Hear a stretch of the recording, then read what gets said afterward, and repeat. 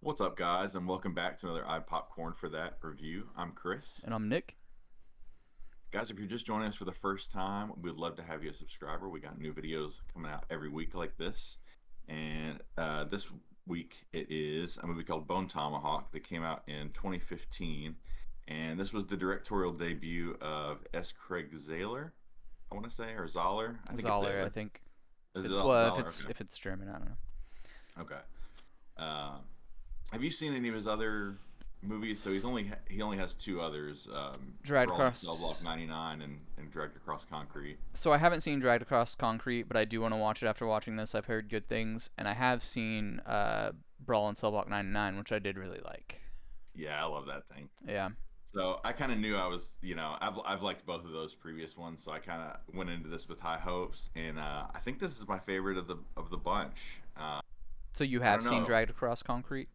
hmm Okay. and I like that one, but it felt I don't know how long it was, but like looking back on that, that felt like such a long movie. Like it's good, but the story I felt like maybe could have been told quicker or something like that. But Okay. I didn't feel like that with this one. I think this is my favorite of the three. It is kind of a long movie, but I don't feel like and it does slow down at times, but I don't feel like I was ever bored or anything. Yeah. What did you feel like coming out of this movie? Yeah, it was a great story of like going to search and find somebody, get a little vengeance. It kind of sets the tone in the very beginning of the movie with like the brutality, which I thought it was going to be a little bit more brutal than it was throughout. But there are definitely some scenes that are very like make you a little queasy. But overall, yeah, I think it was a pretty good movie.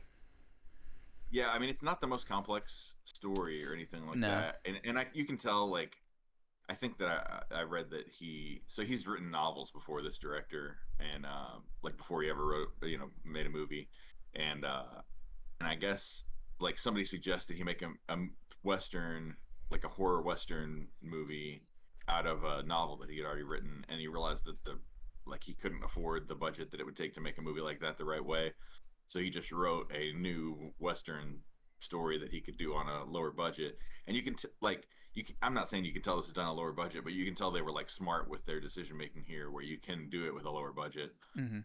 And and man, the cast makes a huge difference, right? Because I mean, I think like the writing here is great and the dialogue's great and everything, but it really helps that it's got a great cast and especially Kurt Russell, man. Mhm. He's really becoming. I think he's kind of one of the greats, like Oh, I one of the mean, best yeah. actors we've ever had. Not becoming in the sense that like in my mind becoming like I think I'm realizing how important this guy is Right.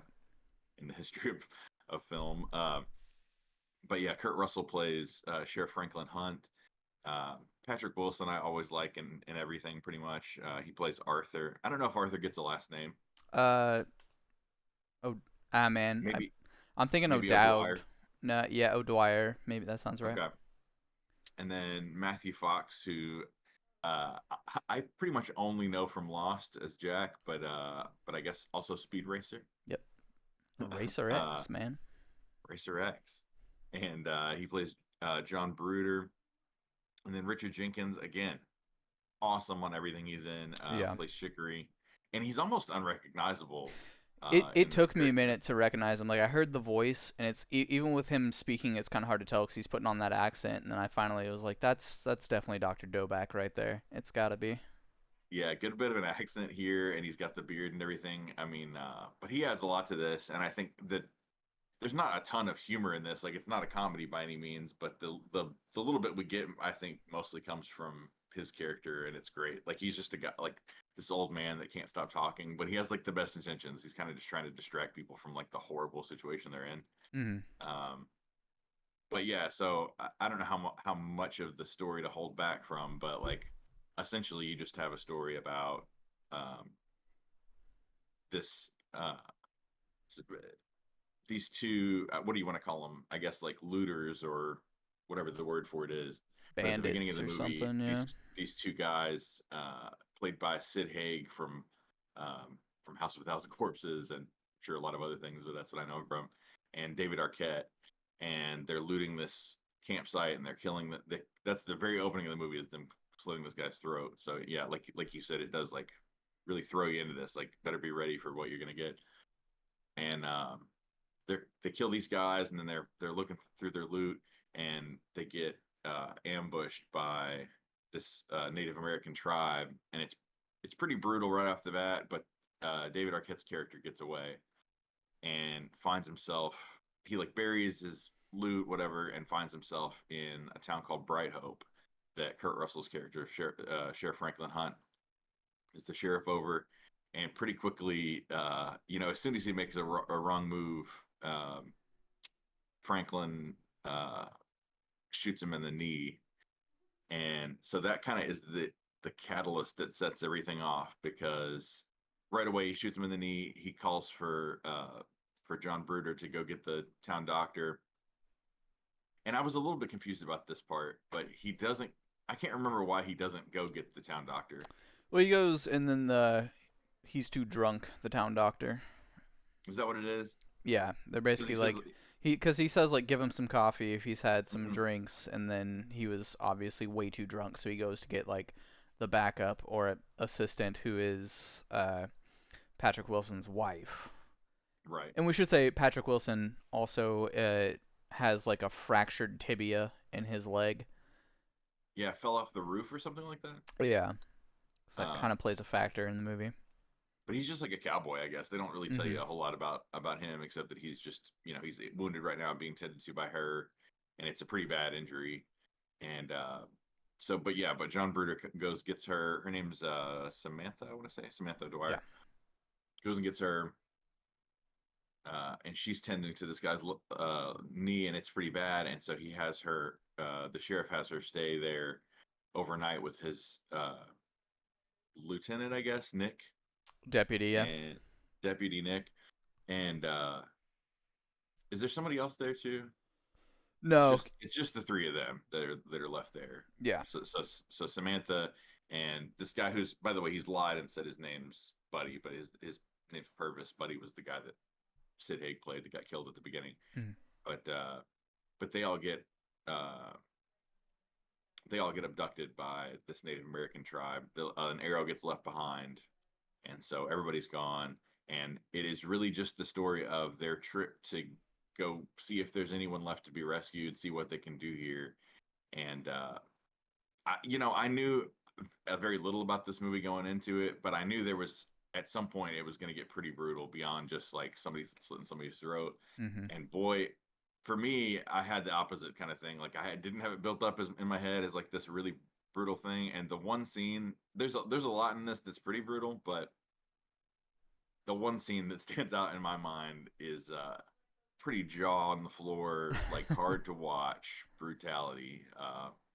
And I Yeah. mean, it's handled really well with some really good practical effects and everything, but whew, So I definitely had that spoiled for me a little bit from like a YouTube did you? compilation video or something about like brutal scenes in horror movies. So I Mm-hmm. knew what was coming, and that's why I say I expected a little bit more brutality through the movie after seeing that in After a knowing YouTube. that, Yeah, after knowing that scene, I expected like the rest of the movie, which there are some scenes that are a little bit violent, but that one is definitely it's the crazy too, because they're worst. like, so they identify him as, they ask I can't remember his position. Like, is he like a doctor or something? I don't know, but they They say the ask. scientist.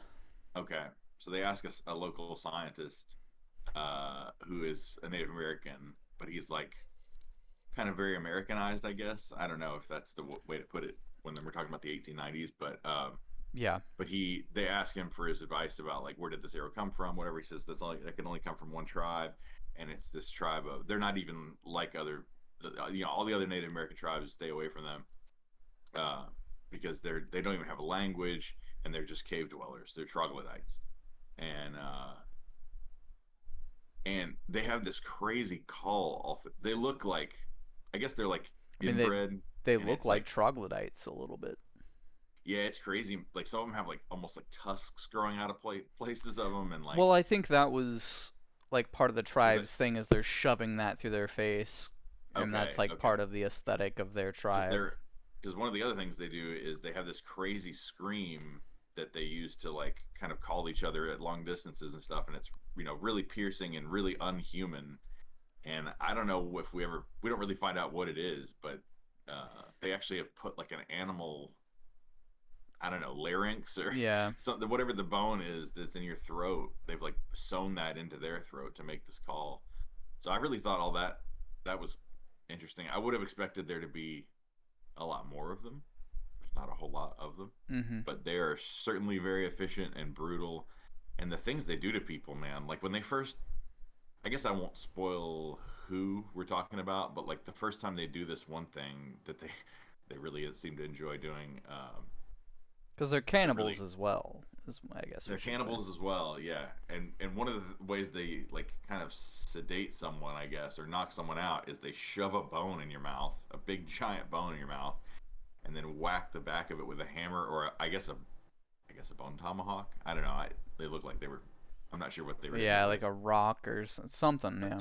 to knock somebody out. That's like a brutal way to knock somebody out. And man, they just have a tough go of this trip all the way through it. I mean, because right off the bat, like um, these like two Hispanic men approach their campsite, and Patrick Wilson's character Arthur and Matthew Fox's character John Bruder have a conversation before about how many Native Americans John Bruder has killed in the line of battle or whatever, and he doesn't say for a long time uh, how many he's killed, but he just says like he's given out advice like somebody that's been down this road before, and he's kind of speaking with authority even though he's not really leading the group. And he says anybody that comes up to this, anything that comes up, you got to shoot. If they're people, they don't have good intentions. It's too late. Why would you approach somebody's campsite without warning, like warning them you're coming in? If it's an animal that wants to kill us and eat us, all this. There's no reason not to shoot them. Just shoot them. And so these guys approach and they speak for a little while and they say they were about to announce themselves and everything. And John Bruder kind of just flies, like not flies off the handle, but just in the middle of them speaking, he shoots them both dead. And it's just kind of an example in this of like we don't know what was going to happen there. Like none of them know what was going to happen there or whatever. But it's kind of an example of like, to me, one of the themes of this movie was almost like the cold, harsh brutality of the world.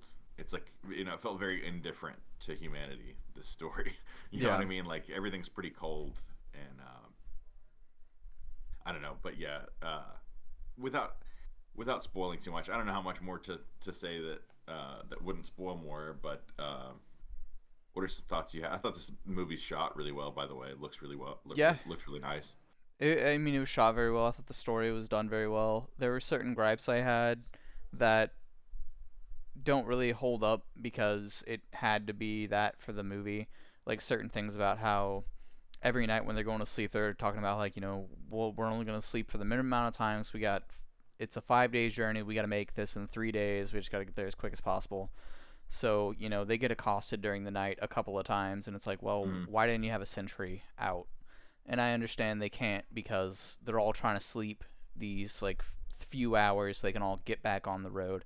Uh, Well, and then that reminded me of something. I mean, logistically too. Like at some point, their horses get stolen, and yeah, for it to make any sense for Patrick Wilson to make any progress, or Arthur, I mean, to make any progress with this bum leg like that is, I mean even on the horse, I felt like it was kind of hard yeah, to like imagine him doing that because like he had a fractured tibia, like a what is it, a it's not just a fracture, a compound fracture that went through his leg initially, and so he's got like a sewn up leg and a compound like the fracture, and he's still and riding it's on this certainly like horse. infected Oh yeah, at a point. And I mean, and it even gets re-injured. He gets in a fight with that John Bruder character, and it gets re-injured, rebroken, and just set right there on their journey. So I mean, this is a very injured, yeah. terribly injured leg, and yeah, Ends any amount of travel on that just seems. But I guess you just chalk it up to like willpower of trying to find your wife or whatever. But yeah. what was the other thing you were gonna say? There was something else that was like your gripe. The horse part was my other gripe. Him even just being able to ride a horse with that leg. But I I mean, mean, it's just the sheer determination of finding your wife, like you said. Yeah. yeah, I think that's ultimately it. And Yeah, I'll leave. I know this movie's came out a while ago, but I'll leave the very ending to I Mm-hmm. think we've said enough. I'll leave the ending to mystery. But yeah, I strongly recommend this, and also Yeah. the other two S. Craig Zahler movies as well. I highly recommend. The guy I found out the guy also does like he's like a musician as well, and Oh, okay. he's done the soundtrack or the score. I mean, for all these movies too. So I thought that was cool. Eh, He writes and directs and scores all his movies. yeah, that's really cool. So and he does have another one coming out, but I haven't like learned a whole lot about it. It doesn't seem like there's a lot. Like it's probably like very pre-production Mm-hmm. kind of thing. But watching this has me excited about it and wants me makes me want to rewatch the other two. Um, so yeah, highly recommend this. Anything else you want to add to this movie before we talk about what our scores were? Nah, I mean, I think we covered pretty much everything that I would So want to say. what would you give it I then? give it like a 7. It was a pretty good, solid movie. I mean, it's not much happens, but it's a good story. It is a long like for how long it is. It doesn't feel like it's that long. Yeah, it keeps you interested. And Yeah. the dialogue. I mean, not to compare it to this person and the writing is the same style or anything like that, but for me, in the same way that like Tarantino can write long stints of dialogue and keep it interesting, uh, they only share that. Yeah. It's And not the same kind of dialogue, but it felt like that. Like the dialogue's written in a way that you stay interested in what's going on. yeah, and it's a unique style for sure like this. And I haven't seen Dragged Across Concrete, but Cell Block 99 I don't want to say dry, maybe just like straightforward and just to the point Like type of thing. ultra realistic, I think. Yeah. Yeah. Um, like it feels not to the point of being like ultra realistic dialogue where it's like made to feel like a documentary or something like that, but yeah, it just feels like real, and it feels like the Mhm. stakes are very real because you don't, if you go into this blind, you don't know who. There's no betting on who's safe and who's not, and what's going to end up happening. Like this is the kind of director that I could see. You know, this is not a spoiler for anything. I'm just like hypothetically, this is the kind of director that wouldn't surprise me if a movie of his ended with everyone in the cast dead. Right. And it's just And like, I was and that's expecting the that at end. some point. Yeah. Yeah, yeah. I mean, yeah. So I guess that's not a spoiler, but like this is not a movie like that where everybody is dead. But it just it's like Game of Thrones where it's like nobody feels entirely safe. Yeah. You can't count on anybody sticking around forever. So yeah, I'd go a little higher. I think I'd give this probably like an 8.5. Okay. Yeah. I really this director really clicks with me a lot, especially having watched all of them now. Like I feel like I have kind of understanding of a little bit of his thought process through all these. So Yeah. yeah, really resonates with me. But yeah, so the next movie we're watching is Chinatown, the 1974 Roman Polanski movie. So stay tuned for that. And if you like this kind of thing, hit like below, share it with your friends if you feel so inclined. And yeah, catch us in the next one. Thank you as always for watching, and we will see you next time. Yep. Thank you. We'll see you.